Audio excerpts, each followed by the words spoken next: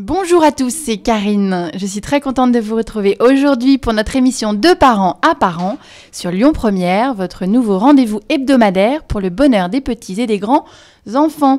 Et comme chaque semaine, je suis entourée de 2 blogueurs parentaux, alors aussi 2 blogueuses parentales, je sais plus parler, pour traiter de sujets qui vous concernent, vous qui aimez les enfants.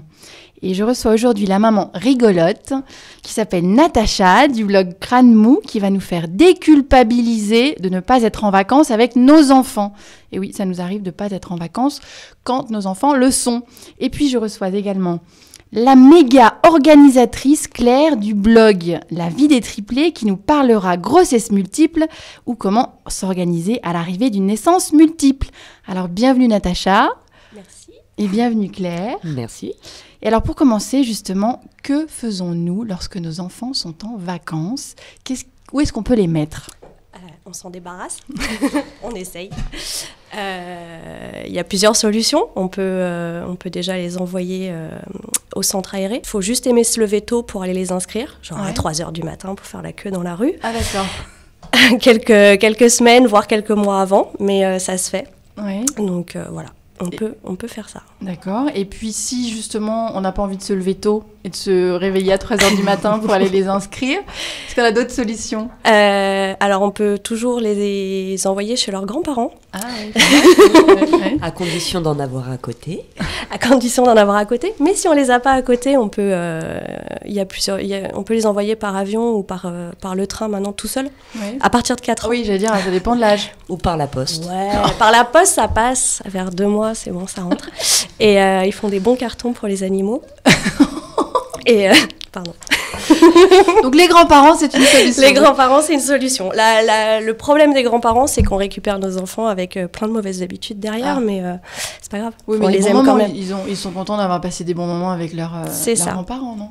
Et puis si justement on élève tout seul ses enfants, qu'est-ce qu'on a ? Si on n'a personne à côté, qu'on veut pas les lâcher en colonie parce qu'on a trop peur, parce qu'on est des parents super protecteurs, on peut demander à notre conjoint, qui est là, ou notre amant, au cas où, s'il y a des gens sympas parfois, ou voilà. Oui, ou alors ou des copains. Si on est divorcé, c'est l'autre parent qui prend le relais. C'est l'autre parent, on s'alterne, on gère. En général, c'est une système D, tu connais bien. Voilà, il faut s'organiser à l'avance. C'est ça le secret, je crois. C'est de s'organiser à l'avance pour éviter de tomber le jour J où l'école est fermée et où on a nos enfants sur les bras. Ouais. C'est ça.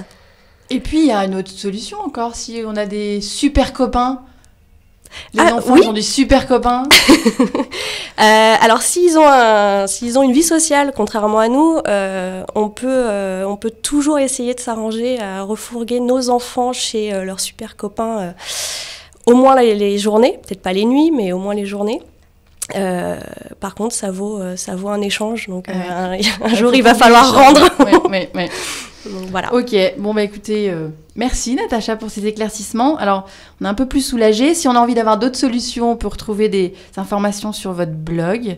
Il s'appelle comment votre blog ? Crâne Mou. Crâne Mou et l'adresse internet ? Crânemou.com. D'accord, parfait.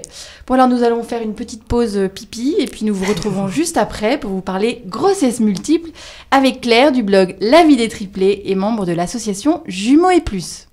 Nous voilà de retour dans le studio de Lyon Première pour l'émission de parents à parents. Aujourd'hui, je reçois 2 blogueuses parentales. En fait, deux grandes blogueuses, parce que j'ai pas dit tout à l'heure, mais mademoiselle Natacha de Crâne Mou, elle fait partie des blogueuses les plus lues en France. Ça, on l'a pas dit, hein. Et puis, justement, Natacha nous a fait déculpabiliser tout à l'heure de ne pas être en vacances avec nos enfants. Moi, je suis vraiment soulagée parce que c'est mon cas. Donc voilà, maintenant, je sais où je peux mettre mes enfants quand je ne suis pas en vacances. Alors, ça, c'était évidemment en début d'émission.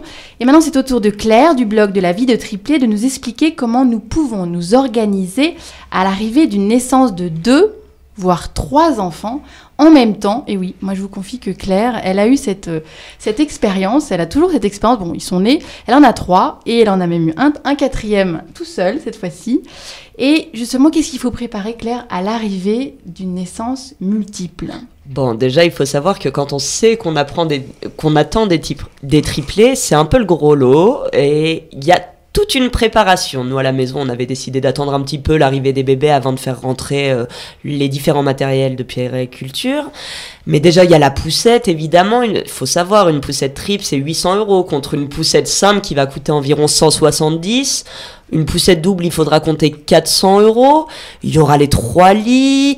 Tout est multiplié par 3. Donc, c'est vraiment du lourd matériel, un lourd aménagement. Même souvent, l'appartement, il faut le changer parce que habiter en étage avec des triplés, c'est très compliqué.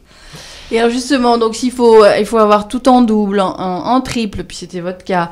Et on se procure tout ça, comment? À moindre coût, est-ce que c'est possible? Alors, soit on est millionnaire, soit on s'oriente vers une formidable association qui s'appelle l'association Jumeaux et Plus. Il y en a dans chaque département. Il y a une fédération nationale qui gère chacun des départements. Puis ensuite, au niveau local, on a la chance d'en avoir une dans le Rhône, qui est l'association Jumeaux et Plus du 69. Et eux mettent à disposition du matériel, notamment pour l'arrivée des enfants à la maison. Donc, vraiment du matériel premier âge, ce qui coûte souvent le plus cher.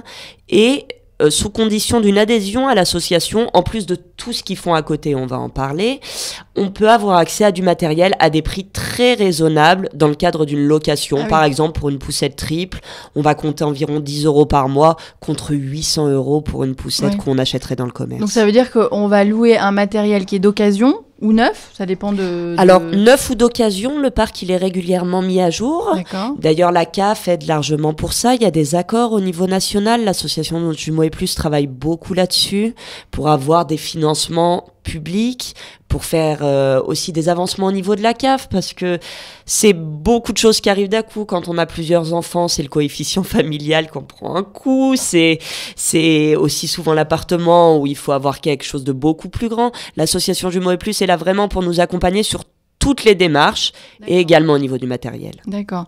Et justement, comment est-ce qu'on peut profiter de cette association? Je sais qu'il y a une réunion qui a lieu bientôt. Est-ce que vous pouvez nous en parler? Oui, bien sûr. Alors, déjà, on adhère. Ça, c'est la première chose. On adhère. C'est une somme modique. C'est 30 € par an pour les jeunes parents qui ont eu des enfants après 2009. C'est 20 € pour ceux qui en ont eu avant 2009. Pourquoi? Parce que quand on a des enfants un peu plus grands, on bénéficie un peu moins du rôle de l'association, notamment au niveau de l'allocation du matériel. Il y a 5,50 € reversés au niveau national de façon à faire tourner l'association. Il faut savoir qu'au niveau départemental, c'est que des bénévoles. Tous des parents de multiples, donc c'est des gens qui n'ont pas beaucoup de temps pour aller chercher beaucoup de financement. Donc c'est normal, ça aide un petit peu au niveau de l'adhésion. Et j'ai perdu le fil de ta question. Non, et le rendez-vous justement pour Et donc le prochain rendez-vous, c'est le 1er mars. Le 1er mars, il y a une réunion par an. Donc c'est une réunion pour se rencontrer au départ et qui commencera à 10h. Et ensuite à 11h30, c'est l'occasion d'aller tâter un peu le matériel. Il y a le local qui est ouvert, qui est au bout du monde, à l'internat de Monguet, à Fontaine-sur-Saône. Avant, l'association était située dans le 8e arrondissement à Lyon. C'est vrai que c'était pratique. Là, l'avantage, c'est que vous aurez votre énorme voiture pour recevoir vos jumeaux, vos triplés. Vous pourrez vous garer. Bon, d'accord. Donc ça, c'est le 1er mars. Sinon, ils ont un site internet aussi. Bien entendu. Il y a le site internet de la Fédération nationale où il y a un grand forum où vous pouvez poser toutes vos questions. Il y a toujours des mamans de multiples pour vous répondre. Et il y a surtout le site au niveau régional de l'association Jumeaux et Plus du 69 qui donne toutes les informations sur les futures réunions. Donc il y a des bourses aux vêtements régulièrement organisées, il y a des réunions de maman, il y a des réunions de papa. C'est l'occasion vraiment d'échanger sur des problématiques qu'on a au quotidien. Et puis il y a des conférences, des thèmes de conférences, notamment sur la prématurité, qui est un gros problème chez les enfants multiples. D'accord. Ok, bon parfait. Écoutez, merci pour cette présentation de l'association Jumeaux et Plus. Avec plaisir. Et puis pour revenir au sujet de Natacha, vous faites comment, vous, quand vous n'êtes pas en vacances, avec vos triplés? Moi, je fais la queue pour le centre aéré. D'accord. Tous les étés, j'ai beaucoup de mamans qui appellent pour moi en disant « Je suis Madame Claire de la vie des triplés, je voudrais une place pour mes 3 enfants. » On est au moins 10 mamans à appeler et à avoir le même prénom pour être sûr d'obtenir une place. D'accord. On se fait connaître aussi au niveau de la mairie. C'est vrai, quand on est parent de multiples, il ne faut pas hésiter à faire ça. C'est une situation un petit peu spécifique. Les élus sont à l'écoute sur cette thématique, notamment pour les crèches et les centres aérés. Bon, écoutez, parfait. Merci beaucoup d'être venu. Avec plaisir. Nous vous quittons dans la bonne humeur. Espérons que vous avez tous passé un très bon moment en notre compagnie. La semaine prochaine, nous avons une nouvelle émission de Parents à Parents sur Lyon Première et nous allons parler justement je me souviens plus, de chocolat et de vacances au ski. Voilà. Donc je vous dis à la semaine prochaine sur Lyon Première et surtout amusez-vous bien. Au revoir. Au revoir.